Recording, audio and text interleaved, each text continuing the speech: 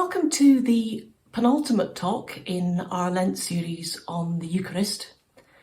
So far through Lent, we've looked at the celebration of the Eucharist in New Testament times, in the early church, in the Celtic church, and then last week we kind of moved from the Celtic church up through the Middle Ages.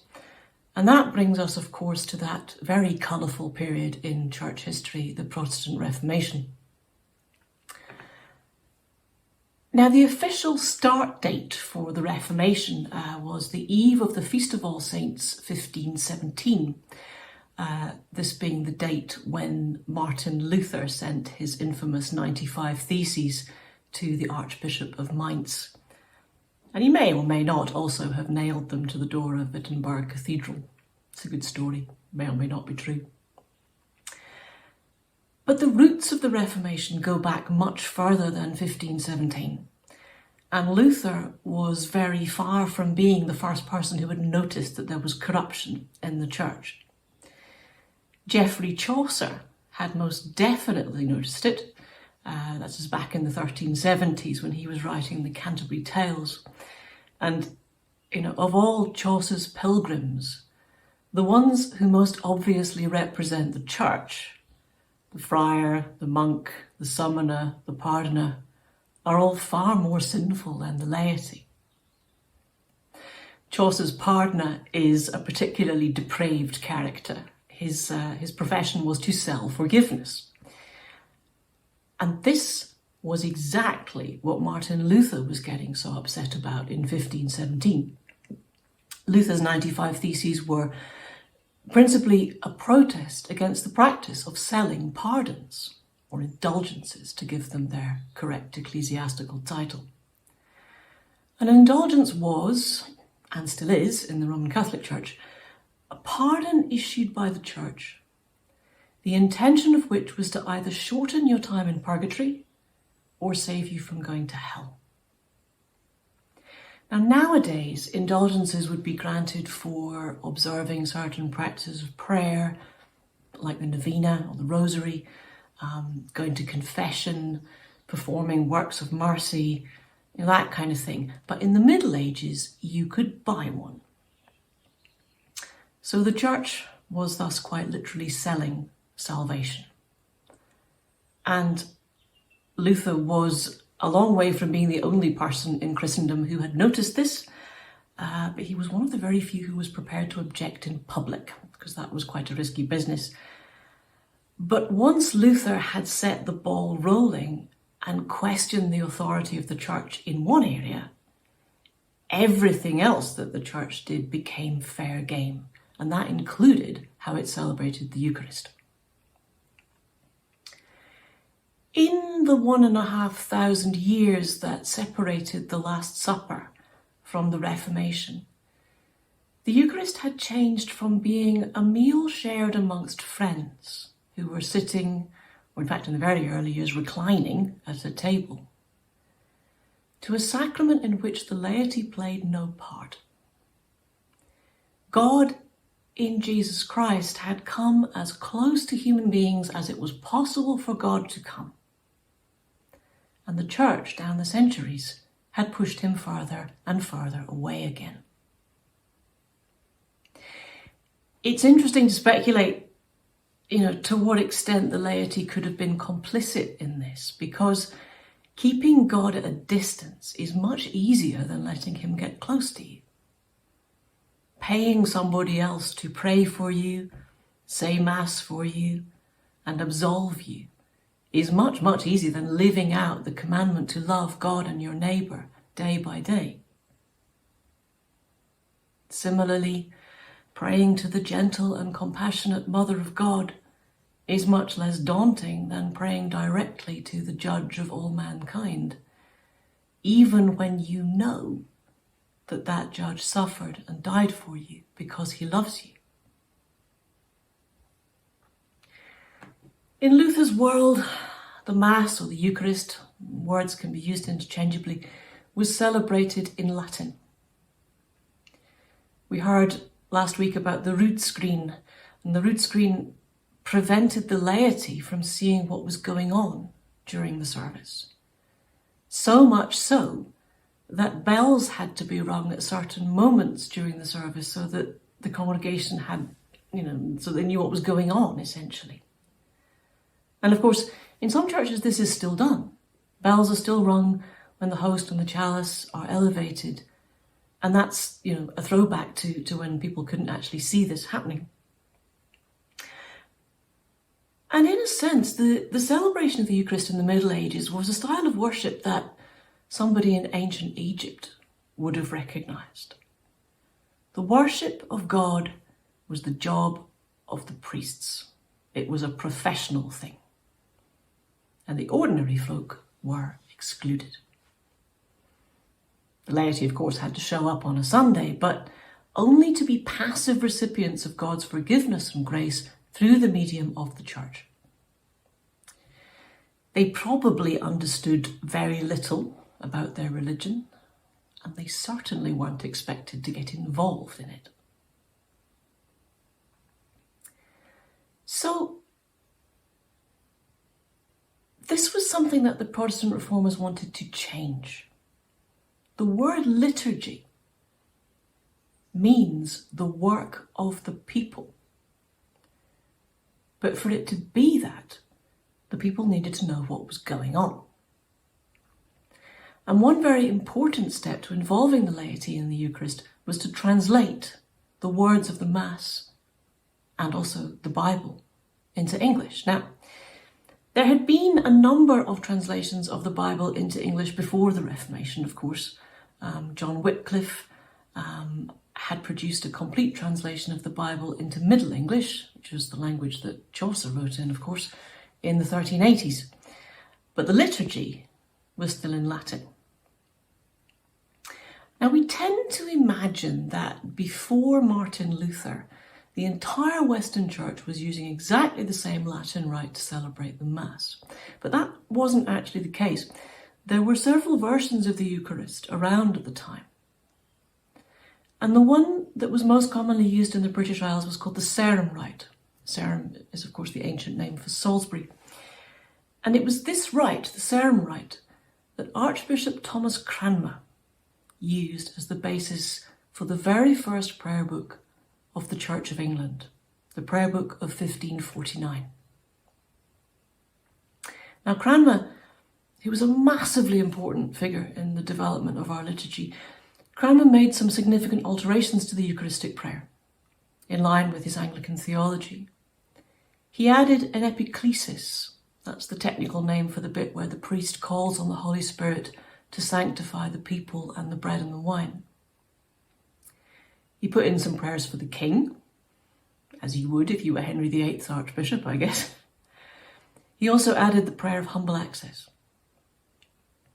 We are not worthy to gather up the crumbs under thy table, that bit. He omitted the references to the Pope and the saints, for obvious reasons. But when it came to the Eucharist itself and what it meant, the 1549 prayer book expressed pretty much the same Eucharistic theology as that of the pre-Reformation Church. In other words, that the bread and the wine truly become the body and blood of Christ. Somehow. In a sense, Cranmer was doing in the Church what Henry VIII was doing in the secular world. He was removing the authority of the Pope, but not changing much else. Now, the English Book of Common Prayer, of course, underwent many revisions before reaching its current form in 1662. And the result of these revisions was that its Eucharistic theology moved further and further away from that of the pre-Reformation Church. And that meant that a very wide range of interpretations of the Eucharist became possible in the Church of England. But Scotland and England were still separate kingdoms at the time of the Reformation. And the development of the liturgy, and therefore the understanding of what the Eucharist was all about, took a different course north of the border. During the Reformation, Scotland officially adopted John Knox's Book of Common Order, although in practice, many Episcopalians continued to use the English prayer book, essentially, a much more Anglican form of worship. And the Book of Common Order was very different from the Book of Common Prayer, because of course it was Calvinist rather than Anglican in its theology. Now, having said that, John Knox actually had a very high Eucharistic theology. He was not a Zwinglian. He believed that the elements truly became the body and blood of Christ. But the first serious attempt to introduce an Anglican prayer book officially in Scotland didn't happen till after the Union of the Crowns, and that took place in 1603. James VI of Scotland and First of England decided that Scotland needed an Anglican prayer book because he wanted worship to be the same throughout his United Kingdom. But he had to abandon any notions that he might have had of trying to introduce the English prayer book because he met with such massive resistance. So instead of that, he went for a revision of the Book of Common Order, making it just a wee bit more Anglican. And he also introduced a few other changes while he was at it. They were known as the 5 Articles of Perth, one of which is that we should kneel to receive communion. We have James VI and First to thank for that. But there was a great deal of unhappiness about these articles, and even King James, with the lack of insight so classic of the Stuart monarchs, could see that his meddling was not going down very well. So he backed off a bit after that. But James's son, Charles I, took a very different tack. He was kind of a much more go in with all guns blazing approach, and he commissioned a new prayer book for his Scottish subjects. And this prayer book was based on Cranmer's 1552 book, albeit with a lot of cutting and pasting. But the bit that we're interested in, specifically the communion rite, was basically a slimmed down version of the Sarum rite and based on Cranmer's 1549 prayer book. Why is all this important? Well, it's important because it meant that the 1637 prayer book's Eucharistic theology stayed very close to the pre-Reformation Eucharistic theology, which is one of the main reasons why the Scottish and English communion rites are different. So drafts of this new prayer book, the new Scottish prayer book, went backwards and forwards between the Scottish bishops, most notably a chap called Bishop John Maxwell, but there were lots of others involved as well, and the English Archbishop of Canterbury, William Laud, and the King, Charles I. And the first Scottish prayer book was introduced in 1637. And the 1637 prayer book had what was probably the least successful launch in the history of publishing. It caused riots and a great deal of general discontent. The Scots were deeply suspicious that this was Charles I trying to undo the Reformation, that he was trying to reintroduce Roman Catholicism by the back door. And as a result of all the upset, the Scottish Church decided to put Laud's book, as it became known, at the back of the cupboard and leave it there for a very long time. So we had the Civil War, we had the execution of Charles I in 1649, we had the restoration of the monarchy, and then we had the Glorious Revolution when William of Orange deposed James VII and II. And in 1690, we had the Act of Settlement. And the Act of Settlement declared that Scotland's national church was officially Presbyterian, not Episcopalian. And hence, this was the year in which the SEC was established as a denomination in her own right, separate from the Church of Scotland. Now, Episcopalians famously continued to support the Stuart monarchy during the Jacobite risings between 1689 and 1746. And this led to the introduction of penal laws against Episcopalianism. There were penal laws against lots of other people as well, Roman Catholics, very Reformed Protestants. Lots of groups weren't doing very well, but at this point it was the turn of Episcopalians to suffer under penal laws. And because of that, things went really rather quiet on the liturgy front for a few years until people stopped killing each other and we could all come out of hiding. But the small number of remaining Scottish bishops had been busy during this time. And a great deal of thinking had been going on. And a lot of this had been about the rights of the ancient church, as the infant Scottish Episcopal Church looked to the very earliest sources of Christian liturgy to inform her own liturgy and theology. The SEC wanted to keep what was good and precious from the past, peeling away the layers of the centuries in search of the true apostolic faith. So ultimately, the SEC Eucharistic prayer kept some of the pre-Reformation features that the Church of England's prayer book abandoned, among them something called the admixture, which is the mixing of water and wine at the offertory. And that's done to represent the mixing of water and blood at the crucifixion, and also the waters of baptism, and the joining of our human natures to Christ's divine nature. We kept the prayer of oblation, or the prayer offering, as it's also called. That's the bit that goes, "Made one with him, we offer you these gifts, and with them ourselves a single holy living sacrifice." The Scottish Church also added in bits from the ancient liturgies that weren't in the Sarum Rite, such as the Epiclesis, which Cranmer had added, of course. And the various communion offices that were produced during this period are the direct ancestors of our current prayer book, the 1929 Scottish Prayer Book, and our current modern Eucharistic prayers. So, what did the Reformation in Scotland achieve in terms of how we celebrate the Eucharist together? Lots. Obviously, we went from a priest standing at the high altar, facing away from the congregation, muttering a service in Latin whilst hidden by a rood screen, to a service that was celebrated in English, with the priest standing at a plain wooden table, facing the congregation, and beginning the service with the words, "Dearly beloved brethren." It must have been an amazing moment to have lived at that time and seen that transition from Latin incomprehensibility into something that was clearly directed towards the laity, involving the laity, "Dearly beloved brethren."